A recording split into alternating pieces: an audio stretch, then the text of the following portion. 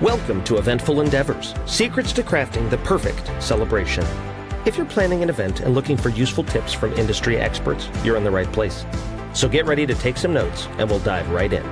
This is Eventful Endeavors.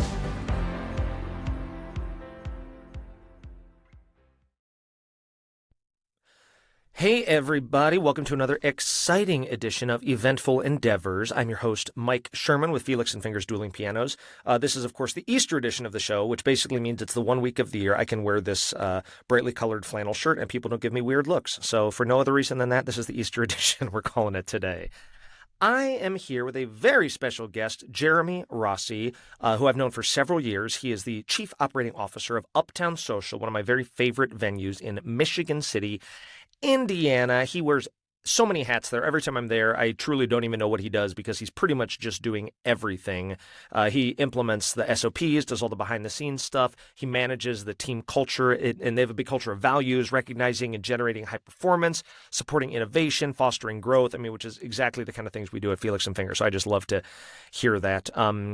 He went to Ball State University. I'm even learning this myself right now. This is great. And he states that in his words, he says, he's found that in Uptown Social, over the years, he's mastered the art of event planning. He takes great pride in making someone's vision come to life. And that's absolutely what I see whenever I'm over at the Uptown Social. We just talked about that. It's not the Uptown Social, it's Uptown Social. I've done weddings over there. We've also done a lot of fun events where they just sell tickets and we just have like a fun dueling pianos night. So I've been over there probably, I don't know, I bet 6 or 7 times over the last few years. And I always have such a great time. So Jeremy, thank you so much for joining us today. That was kind of the abridged version of everything you do. Anything else you want to throw in there that I missed out about kind of like what you do and who you are before we get into the fun stuff? God, no, hearing all that again, it's like, oh yeah, I guess I really do all that. I mean, wherever I'm needed, that's where I go. I've bartended, I've served the VIP tables for some of our large concerts. I mean, whatever it takes, I'll do. So people are like, wait, you're the COO and you're serving our table? Like, that's kind of cool. I'm like, oh, whatever it takes, whatever it takes to keep the event going. And we want our events to go off without a hitch. So whenever I'm needed, that's what I do. Yeah, and I always see you do have some really cool names come through there. What, just offhand, like who's your favorite? Like, what's the coolest person or group or whoever that you've had there that you've got to interact with? I think my favorite was when we had ABBA Mania here. They're a national touring band, actually international touring band, and they do all the covers of our favorite ABBA songs. And the reason I liked that, I love the performers. I invited my grandfather to this show because he's a huge ABBA fan. He even said, he's like, wow, it was like watching ABBA 30 plus years ago. Yeah. And so he was shocked how good they were.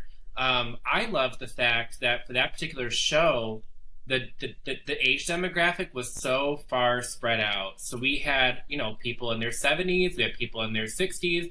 We also had, kids in their 20s at the show because ABBA has kind of brought back some of their, classic songs that everyone loves because of movies that have come out. Also, TikTok is huge. I know. What's the that we haven't heard from in a long time that are kind of coming back to us through social media. So I just enjoyed the fact that we had such a broad demographic at that show. I got to see everyone party and there for the same reason, just to have a good time. Yeah, that's so awesome, right? I mean, what is it? The gimme, gimme, gimme. Like I never even. I mean, I kind of knew that song, but then suddenly, like one day, even at our show, everyone was just asking for this song. I was like, "What happened?" Well, it's just like a TikTok dance. Once you do a TikTok dance, it's viral. You're mainstream, right? It would hit the mainstream again. Mm-hmm. Yeah, like Kate Bush with "Running Up That Hill." Yeah. Stranger Things, Uh-huh. and then it was all over TikTok, and then she was like in the top, of the Billboard charts. It was nuts. I know. Well, that's like the new one from, I forget the name of the movie it was in, but the Murder on the Dance Floor was just like in a movie, and now suddenly it's this like song that's 30 years old, and everyone's like, "Oh, this new cool song." And you're like, "No, it just kind of blew up suddenly."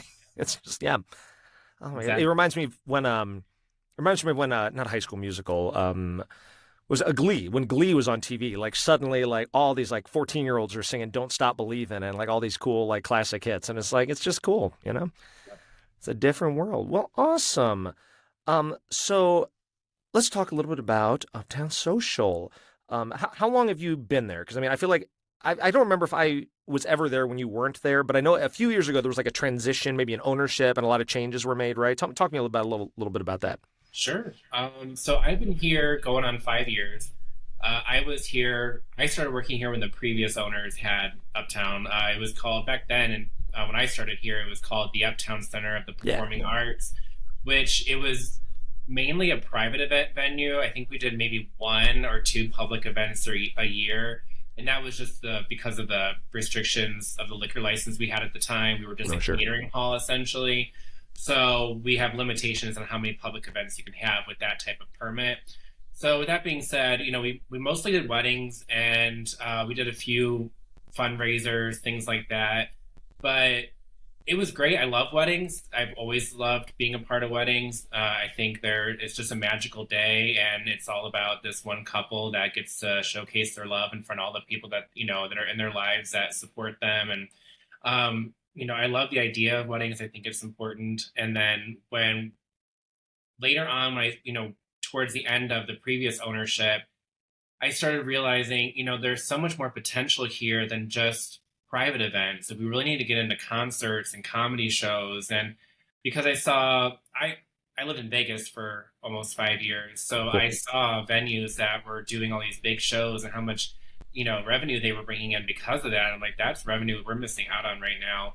And all we have to do is change a few things, add some more sound and light. And so I talked to the owners about this idea, and they said, we're actually to the point where we want to retire and get out of this industry. Sure. So that's great, but it's not really for us. And so, it's disappointing to hear that, but I was determined to make this happen, not only for the venue, but for Michigan City, because there's really nothing like that out here. Yeah. I think Blue Chip was the only place at the time that was doing live entertainment. And then when things kind of transitioned over there, they stopped doing so much live entertainment and started doing more private events. So I was like, well, there's a need for it out here for sure. Now I've got to find someone who's going to kind of buy into the concept. So I met with these two gentlemen from Chicago who have houses in Long Beach and Beach Walk, which are got a stone's throw away from the venue. And I met with them and our realtor at the time. And I just said, this is what my vision is for this place. And I would love for you guys to buy into that. But I'm going to be honest with you. It's, this building was built in 1867. So there's a lot of work that needs to be done. It was later on that I realized that we did need like a new roof and new gutters, a lot of brickwork. Some of the ivy that was so beautiful was actually like destroying the building. So there was a lot of work to be done. And so I brought that to their attention, and I was completely transparent. And they said, you know what? I think, especially with all the new things happening in Michigan City, there was like this 5-year plan about the train station, the double track getting built, making this a 1-hour commute from Michigan City to Chicago. There were a lot of great things that were happening in the future. So they said, yeah, let's capitalize on this now, get the renovation done before, we get really busy. So they bought it. They signed on the dotted line in February of 2020, which, as we all know, was right before the pandemic. Good timing, right? So I was like, well, I couldn't have predicted that one. But you know what? It ended up working out, and they realized that because we needed time to do the renovation, there was a lot of work to be done. And as we were kind of, doing the demo of it at the very beginning of it, we realized, hey, you break down this wall, there's a whole problem behind this other wall. Yeah. And I've been so there. it was a whole thing, but we were able to get it done. It was hard because it was hard to find materials at the time. A lot of places were shut down. So just like, for example, stall doors, having doors on your stalls was hard to get. We were able to do Right. it in time, thank God. But we started the renovation in March of 2020, and we finished in August of 2020. And we had our first event coming out of the renovation, which was the Michigan City Class of 2010 high school reunion. And that went really well. And then after that, it's just been great ever since. Now, it wasn't perfect at the beginning. There were a lot of restrictions the state was placing on venues like us, in terms of limiting your capacity, social Just distancing. as far as COVID was concerned, Yeah. basically. Yeah. Yeah, exactly. So, yes, we got out of the gate, we opened, but then right after we opened, it was like, oh, you can't have more than 50 people in your venue. And you have to submit a floor plan to the state, and you got to have social distancing, and you got to mark how you're going to have social distancing. And so it was we had to adapt. I mean, at one point I was like, if I get one more email or letter about the things we have to change in order to satisfy what the CDC is recommending or requiring, I was like, I'm gonna lose my mind because I'm like, how do we make money with 50 people, in Right. this 501 person venue Right. capacity? And we did it though. We just thought of things. We did virtual stuff. We did smaller events that didn't cost us very much. Mhm. We brought back dueling pianos, which was when you guys came into Yeah, I play. remember the first one. It was there was still the restrictions, and I remember like we have to do this and keep people apart, and how they would get drinks, and I mean everything. Yeah. Exactly, and I remember like we chose you guys because we were uncertain like how bands are going to react to, hey, we got to do this. We can't have this many. We can only have this many people, but you guys, have such a great reputation. Like you're easy to work with. You do a great job no matter what the ticket sales are. Like you guys are in it to win it. And that show actually sold out. It was such a great. It was the first time I ever got to put a sold out sticker on an event Oh, poster I out didn't front. know that. That's awesome. Yeah, it was really neat. That was like a proud moment. I was stressed because that was our first public show coming Hmm. out of COVID, and I wanted to make sure we were doing everything we were supposed to do, and it was a great show. You guys killed it, and I think we brought you back time and time again after that. And you guys always, I mean, you and Robert always do a great job, and we always request you guys. Not that your other performers are amazing too, but we kind of built that relationship with you Yeah. and Robert, and we Well, know it's that fun you to guys. show up and know who's there and just like, oh hey, like yeah, I feel like I know Yeah, people, I met them. It's a different kind of experience. I mean, we look forward to getting there because we actually feel like we have kind of like friends that work there, so it's great. exactly. And our Hmm. our standards are the same. I mean, the expectation is the same. You know what to expect when you come here. You're going to be taken care of, great hospitality. Everything's going to work well. You're going to have someone there to help you plug into the system. No worries. Yeah, Same with us. We know you guys are going to get here on time. You're going to have a great show. It's just stress free. I mean, you yeah, guys really just make it to where our jobs are a lot easier when you guys are here, that's great. and you guys put on a great show. So, with all that being said, it's been a roller coaster. I mean, I'm going on 5 years, and I'm so glad that we're in a position now that we can have sold out shows at maximum capacity, and that's a great feeling. We're actually coming back from that hole I feel like we had at the very beginning, which Yeah. I told the owners, like, I promise, just stick with me. It's going to get better, and it has. So we're doing great. We're still doing weddings, but we're doing a lot of concerts, comedy shows, drag shows. We've done 5Ks, we've done festivals, vendor fairs.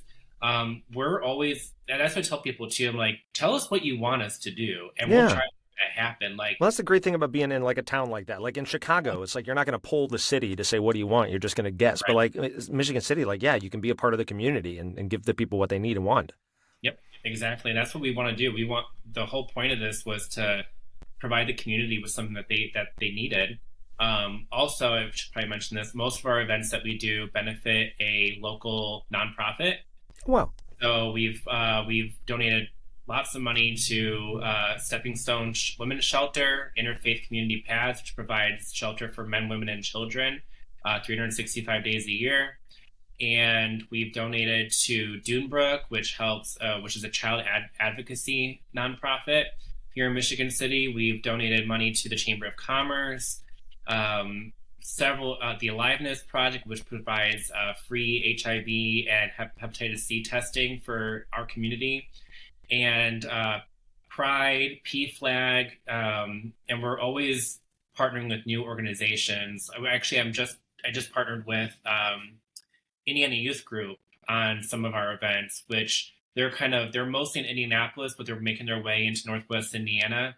And what they do is they provide shelter and support and counseling for LGBTQ plus youth who have been kicked out of their home because of their sexual orientation. Yeah. And so they help them get a job and or finish their education and get them in a situation where they feel supported and loved.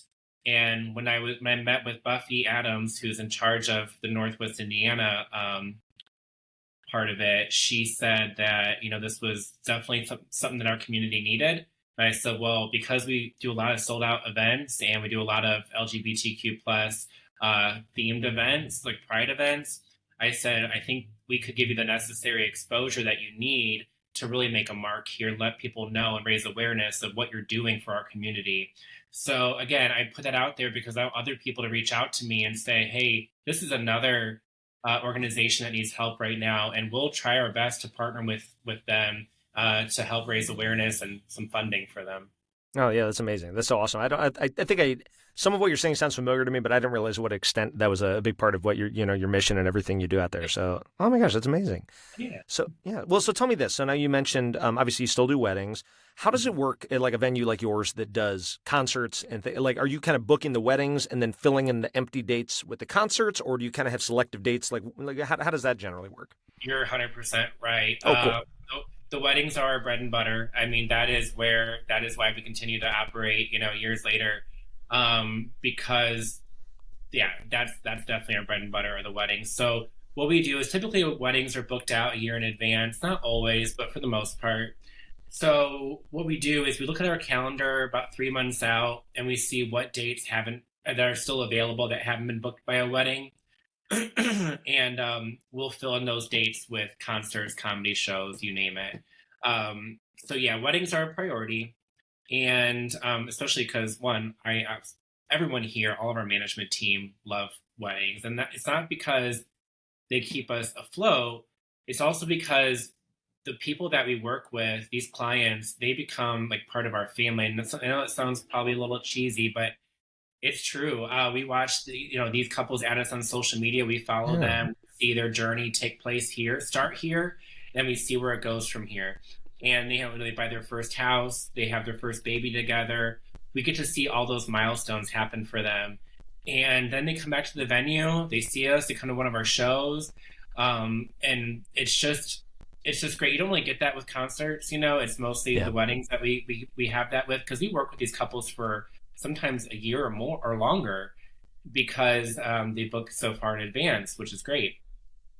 So yeah, I would say what we do is we fill in the gaps with the concerts and public events, and then we make sure that our weddings get those prime dates, which in Indiana, especially in Northwest Indiana, your wedding season is going to start around May and go into maybe mid-December. Right. After that, it gets iffy just because you don't know if we're going to have a snowstorm in January or a hailstorm in February. You just never know. So typically January, February, and March and April, that's concert season, especially because those are the months that people want to be inside anyway. We are an indoor venue, so that's really peak time for us to host those public events here. But yeah, so I would say and we also have, which is kind of neat, April is going to be darts tournament month. So we're kind of interesting. We are hosting a darts tournament for the Championship Darts Corporation, which we have never done before. Wow. We've never done a sporting event here. But so this is the first. But darts is actually a big deal in Indiana, in the Midwest, I should say. There are a lot of darts fans out here. And so this opportunity came across my desk one day, and I said, let's do something with this. Let's try to make it happen. So the president of the CDC, his name is Peter Statera, came in and looked at the venue and said, yep, this is it. This is where we want to have our tournament. So it's USA versus Canada. And that'll be on April 12th and 13th. Wow. And it's kind of neat because, again, we've never done anything like this before, but also USA versus Canada is kind of a neat thing to be able to host here. Well, even as you're telling me about it, I'm imagining this just like guys coming and playing darts, but it's like this is like a national, like this is like a big thing. It's not, that's very cool. The Olympics of darts. I mean, it is a big deal. And so for us to be able to host something like that, and Michigan City to be able to host something like that, is kind of a big deal. And then the week after that, there is a movie being filmed here, which is also about darts. It's called Bowls, and it is about a group of guys that play darts for fun at their local bar. And they're kind of getting older, and they say, you know what, let's do something. Let's do something fun. Let's go play darts. Let's make this a thing and go into the darts championship and see where it takes us, see how far we get, And so that's what the movie's about. Some hometown friends that decide they want to take it a step further and be a part of the darts championship world. And they go on to the championship, and I can't say anything more than that. But so the last part of the movie, which is the actual darts tournament will Uh-huh. be filmed here. Oh, So wow. they'll be doing some B-roll footage during the actual tournament, and then the rest of the movie will be filmed the week after. And we're not sure which streaming service it'll be on, but as soon as it gets picked up, we'll announce it to everybody. But it is neat to be able to be in a movie like that. Yeah, well, that's all, and I totally believe it. I mean, someone walks in and be like, "This is where it's going to be." I mean, the space is so beautiful. Like everyone, check out their website. I'm sure photos won't even do it justice, but there's these pillars, this stage with this. I mean, it's like a pipe organ, or what is it? What is like this giant thing on the back wall? Is that what it is? I'm trying to remember correctly. Yeah, so I encourage people to like go to our website, uptownsocialmc.com. You will see a lot of our concert and wedding albums on there, so you can really see what Mike and I are talking about right now. You have to really, and honestly, the pictures don't do it justice. You have Yeah, to come into the space to really see it's so what we're cool. talking about. But it is the original pipe organ. This building started off as a church.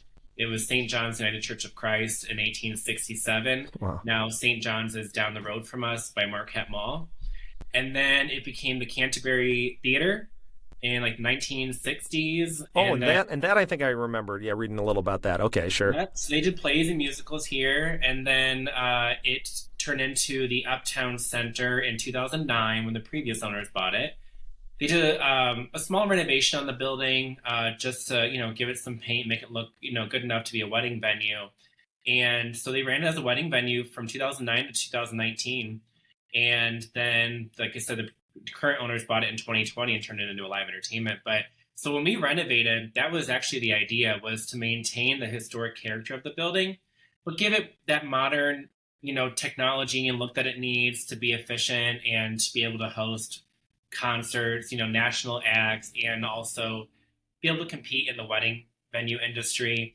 So we did a lot of work. I mean, new flooring. We got a brand new ballroom floor, which I don't think you've seen yet. So Yeah, I we don't know. redid the entire ballroom floor in December of last year. Okay, I feel like I remember you telling me that was going to happen because that sounds familiar to me. But yeah, Yep. yeah. Oh my gosh, so cool. And it definitely happened. We were able to get some grant money to help cover some of the costs. Nice.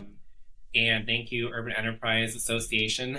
And we got the floor done, and then but prior to that, when we did our full renovation, we had to extend the restrooms out. The old restrooms had like the women's had two stalls, the men's had one stall, so it was not great for large events. So we had to upgrade those. We had to upgrade the lounge, the flooring. We did tuck pointing on all the historic brick around the building, new roof, new gutters, new sound and light system. You name it, we probably did it, but we had to, and it was something that the owners were aware of, and they were definitely invested in that renovation. So, but we maintained what makes the ballroom unique and special, which is the original vaulted ceiling, the columns that are in the ballroom, the original pipe organ. So we refurbished that. It no longer functions as an organ. I'm sorry, Mike, you can't play the opera on it. But it is a great focal point for the room. It's a great backdrop for our weddings. It's a great stage for our bands to perform on. When they see that behind them when they're Yeah, performing on stage, they just love it. We yeah. light it all up. We change colors. It's really neat. So that was the idea, was to preserve what makes this building special, which is the history of it. Oh yeah, and it's such a beautiful space. Really, one of the most. I remember my first time there too. Yeah, because we were up on that stage for wedding, and I was like, "What is this? Like, where are we right now?" It's so cool. And that was before any of the renovations. That was probably Yeah. back in that was the old owners. So yeah. Well, awesome. Well, just before we wrap up, there's a couple things I just wanted to put on here to get a little info on. I'm just going to lay them both out right here. You say, and I read too that you were the Michigan City 2023 Young Professional of the Year, which is so awesome. So I want to hear a little bit about that. And then I also want to hear, I know you say you got engaged recently, which is super exciting. I can't remember if I knew that or not, but I'm very excited and happy for you. What's Thank that like, being engaged and like planning your own wedding as somebody who actually knows so much of the ins and outs of the industry already? Because I know when I got married, it was before I was in the wedding industry. And I'm like, I would do Yeah. things a lot differently now. So, Yep. so yeah, Young Professional of the Year and wedding. Talk to me a little bit. So yeah, I'll start with the engagement, then I'll talk about Young Professional of the Year and how that kind of ties in. But so one, I get that question all the time is, well, what's it like planning your own wedding when you have to plan other weddings? And I said, well, it creates an expectation, honestly, because now the guests I'm inviting kind of have this expectation this wedding's going to be like full blown, Yeah. decorated, like all these great things because it's what I do. But I prefer simple. I simple and elegant is what I like. I don't like over the top weddings. I will do them and I'll do a great job and I'll help people plan those over the top weddings. I think it depends on people's personalities, what they choose. I'm a minimalist, so I don't need a whole lot. I just want my family and friends there, and I want to have some great music and some good food because that's what people remember. They remember Yeah. the venue. They remember how the parking situation was, which we have great parking. And they remember the food and they remember the music, And so those are the key components that I want in my wedding. When it comes to decor, not super concerned about it. People keep asking me, "You're going to have it at Uptown Social," which I'm still not sure, And the reason being is I love my venue and I fell in love with it the moment I walked in the door. But at the same time, I don't want my wedding to feel like work because I know Right. how I am when it comes to those little details. So I'm going to be walking around checking everything, Right. make sure everything's perfect. And I don't want to have to feel like I have to coordinate my own wedding on my wedding day. Right. Well, honestly, So, it's like if I'm getting married, I don't want to know where the garbage is going. Like, I don't want to know where the dumpster is. Like, right? it's like, just like, I want it to be magical. Like, that stuff isn't happening. So, yeah, I totally Exactly. get it. So that was my thing. And I'm not saying I'm totally counting it out. I love the venue, and it would be cool to get married at this venue that I helped build and rebranded and did a lot of work on. And it would kind of be like the capstone of everything that I've done. Is hey, Yeah. like I brought all this to fruition. Now I get to experience it for myself as a client. But I have I'm not joking. I'm getting a little emotional hearing. I mean, because right, it is kind of like it's a cool thing. it is. It's also Yeah. it would just be like the epitome of everything that I've worked for, and to be married on that stage, it would be special. So a lot to consider, but the engagement, that's the part that I'm really enjoying right now. I tell people, I'm like, I just want to enjoy this part of it. I don't Right. want to get into, okay, we got to plan the wedding. Let's get our guest list going. I Hmm. just want to enjoy this moment a little bit longer. And so that's kind of what I'm kind of doing right now is I'm putting everything aside and just focusing on being engaged. And then I'll get Yeah. into wedding planning. We're looking at May of next year as our Nice. date. We haven't confirmed anything, but I am weird with numbers. I'm looking at 5, 10, 25 Oh, I because I like like that. even numbers or Hmm. numbers divisible by 5. Sure. It's a weird thing, but it's important to me. But so with that being said, the engagement was the best part.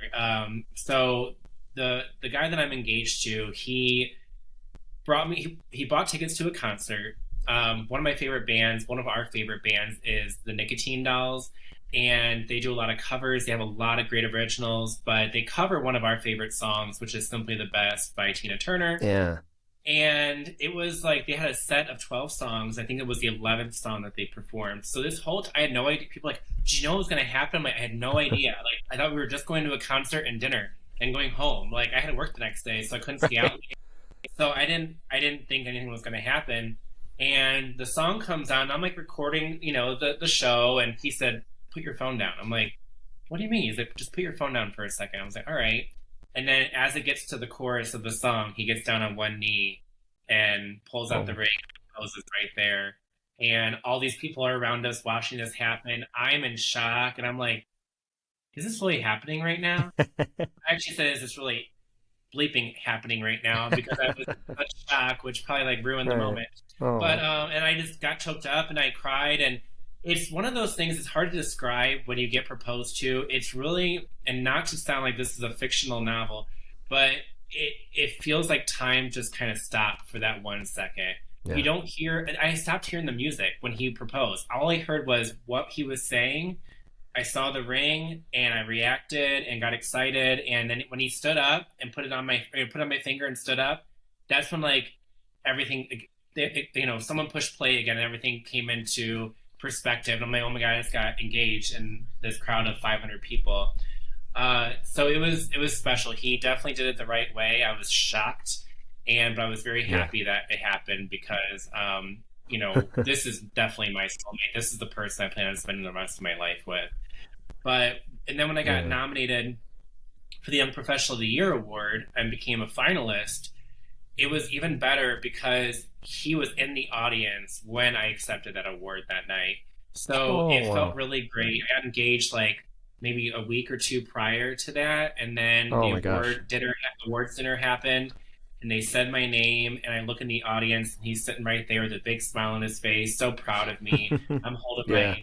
my little trophy, and I'm just thrilled, and just having him there to support me was everything. So Yeah. that's kind of how it all ties in together. The last 30 days of my life have been insane. I got engaged, won Young Professional of the Year So for this all literally like is in the last month. I was going to ask, like, when did all this happen? yeah, because the Chamber of Commerce is the one who they're the ones who create those awards and do the whole dinner. Hmm. So they do it typically in February of March of the following year.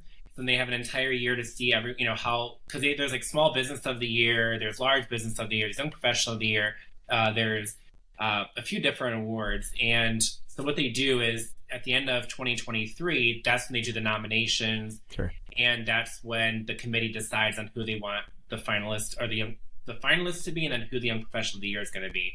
So yes, this all happened within the last 30 days. Wow. That's amazing. Wow. That's like such an exciting month. That's so crazy. I mean, oh my gosh. March has been a very exciting month, and then we had St. Patrick's Day this month, and we got to go out and have fun with that. But it was just so hard because right after I got engaged, like the next day I had to be at work. We had a show the next day, so I had to hurry up and come back to Chicago, go to work. So we didn't really even celebrate it. So then the Yeah. following week we actually got to celebrate it, and Nice. that was really nice. So it's been a crazy 30 days. And when you guys reached out to me to do this podcast, I was thrilled because one, I haven't seen you in a while. Yeah. And I know you're doing all these great things, and as I figured you would be. And I follow you and Robert on Facebook. And so I'm really happy that we got a chance to touch base. I know it's on a podcast, but it's just great to chat a little bit and Yeah. see how we're doing, and get to share my experiences with you because it's No, been a wild ride. I love it. No, this was easy. I didn't barely had to say anything. I mean, yeah, I can talk. I was gonna say we could keep this going for another 2 hours probably right now, but oh my God. Well, really, yes. Sincerely, I agree. I'm so happy. Congratulations. What an amazing month this has been. What an amazing 5 years it's been. I mean, really, the transformation of Uptown Social is just phenomenal. And it's every time I go there, it's so cool to see what's new and what's different and what's changing. And it's also just been great to see the same people there for so long too. You know, it's just like it's great. It's unusual sometimes with a venue for for me to be there for so many years and to keep seeing the same familiar faces. So It's it's highly unusual. Like even yeah. our bartenders and bar backs and security, I mean, they stay with us. A lot of them have been with us since day one. But I feel like that shows if you take care of your employees, they'll take care of you. And they've been with us for years now, and we're a family. I mean, they Yeah. stick together. So thank you for Absolutely. noticing that, though. Yeah, no, I mean, yeah, it really does. It really does show a lot about everything you all do, or you personally, and then just the rest of the people working over at Uptown Social. Well, Thank you. yeah, well, great. Well, thank you so much for chatting with Bro, me it's the today. fastest It's been 50 so. minutes ever. I can't I believe it's already know, 50 minutes. Like, holy I know, cow. right? I know. We were just cruising here. Well, Well, once it's again, just everyone's. catching up. So that's what it's Yeah, like. That's what it oh felt my like. God, I know, I know. No, it was great to see you and chat with you, and hopefully we'll get over there soon and get to do it in person. But Absolutely. once again, thanks everyone so much for listening. This has been Jeremy Rossi, the COO of Uptown Social in Michigan City, Indiana. Like I said, definitely check out their website. I think we even have a promotion. What do I have here? I said, yeah, if you reach out, is it if they reach out by June 1st, you're going to give them 10% off? Am I saying that Yep, correctly? as long as we hear from them by June 1st, it's 10% off the venue rental fee. So if you're booking, a Saturday here for maybe a birthday or a wedding or what have you, 10% off our Saturday venue rental, which is typically 4,000. That's $400 off. Yeah, So it definitely saves you some money. And we do different pricing based on if it's Monday through Thursday, it's one price. Friday and Sundays are one price. And if it's a small wedding, we actually just rolled out this new thing where we are doing elopement / micro wedding packages because nice. we've noticed the trend lately has been more intimate Yeah, ceremonies. So we're all about that. And if you want to get married here with 50 people or 75 people or less, we have a couple different options for you. We have a beautiful courtyard you can get married in, or we have this beautiful 9th Street gated extension of our courtyard that also turns into a patio. So we have areas within the venue that you can get married in for 75 people, married in with 75 people or less. So if you're interested in doing anything like that, or if you just want us to do a custom proposal for you, go over bar package information, whatever, we're there for you. You can also schedule a private tour to come in and see the venue for yourself, so you can see exactly what we're talking about right now. And again, we'll do a custom proposal for you and go over some available dates. Great. That sounds amazing. Well, I definitely encourage everyone to check it out. Even if you're just curious, go to their website, reach out to Jeremy directly. I know we'll have all the info posted, but I know you can email them at info@uptownsocialmc.com. So once again, everyone, thank you so much for hanging out with us today on another exciting episode of Eventful Endeavors. I am your host, Mike Sherman, with Felix and Fingers Dueling Pianos, and we will talk to you all very soon. Thanks so much. Bye.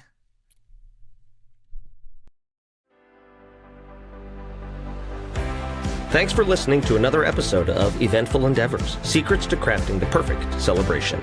We hope to have left you with some actionable ideas for your own event.